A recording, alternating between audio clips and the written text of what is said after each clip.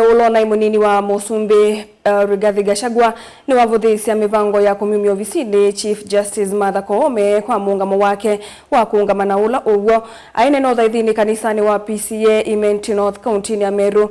Gachagua ni wakula serikali yekane na itambia ya kutata kumuvetanga Koome wiani ayasya une muvango wa kuvindithya mawasya ma Kenya na alame kunena aimukulia Koome ndaketikile kutumika naye indi aungame na muungamo wake. Boni Mutisya na mauvo. Ulona munini wa President Rigathi Gachagua ni umane vanene itambia kwenda muvetea usese musili munene wa makwani Martha Koome iwetakana ni vatonyeka vakethwa na matavya ma kwenda munguthula kana kumuvetanga ofisini kwithwa na muungamo museo kwinthino ya Kenya. Gachagua imwenda CJ Koome ndaketikile vanini gutelemwa kana kwiveta ofisini. We have seen a scheme to remove Justice Martha Koome from office as Chief Justice and President of the Supreme Court. And I want to say, sisi tumesimama na Martha Koome, na hii maneno ya kumnyang'anya askari na nini ni kumuzia uoga so that she can resign. I want to ask my sister, Lady Justice Martha Koome, don't be intimidated. Don't. Stay put. You are doing a good job. Continue making sure that this is a country of the rule of law and constitutionalism.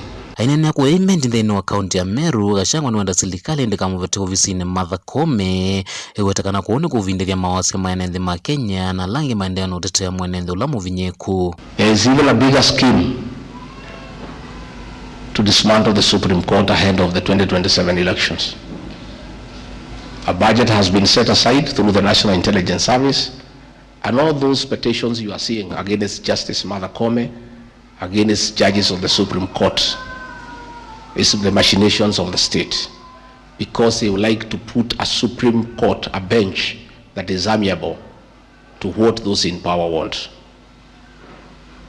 Tuseme ya kwamba we cannot accept. Oingi Gachagua nuenda nthila ingi sianza kutuma metho maundola mande na kuendea vanthi ino ya Kenya kwithwa serikali oyu itakete nyara na gukwata vyumbunge nzama cionthe cia uthukumi na yende na kuikia ngusuni kana kuvinyia nzama ya usili wa makwani. And we want to ask the international community to keep an eye on Kenya, because parliament has been captured, the opposition has been neutered.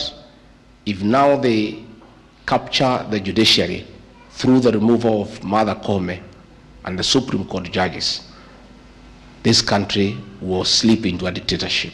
So we want to ask the international community to keep an eye on Kenya, and we want to ask the people of Kenya to be alert. Sheria za Mwenyezi Mungu ni 10, na mojawapo wa sheria hizo ni kwamba hakuna aliye na ruhusa kuua mwenzake, na tumeshuhudia Rais Ruto na serikali yake wakiteka vijana wetu nyara na kuwaua. Nthini uneni wake nuende nukuli ambaye ya kiimani kuende na imea mugo iwetakana matamya ma President William Ruto makuvala nyangaliko ya kiimani na mavinyete na uvunyanguka. Na hiyo maneno yote ya kumtoa Martha Koome tunajua ile inapangwa, na inapangwa vile ilipangwa ya kutoa Rigathi Gachagua. It's a script ilikuwa imepangwa.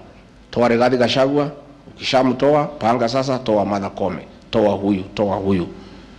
But we want to be vigilant, and we want to ask the people of Kenya to be vigilant so that the judiciary is not captured and Martha Koome is not hounded out of office and the Supreme Court is not disbanded ahead of the 2027 general election. Nimekuwa nikifikiria vile maneno inaendelea nchi hii yetu.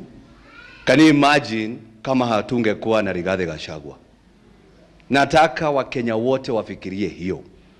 Imagine hatungekuwa na Rigathi Gachagua, nani angekuwa anaongea? Watu wetu wengi wa mlima wamenunuliwa pande ile. Naona wengine wakisema we will isolate Mount Kenya. Unaona watu wa Mount Kenya hapo, viongozi wakiongozwa na Ishongwa, unashangaa ni wa mlima Kenya, lakini yeye anapiga makofi akisikia tuna isolate. Mutongo TV Nyenito Boni Mutisya.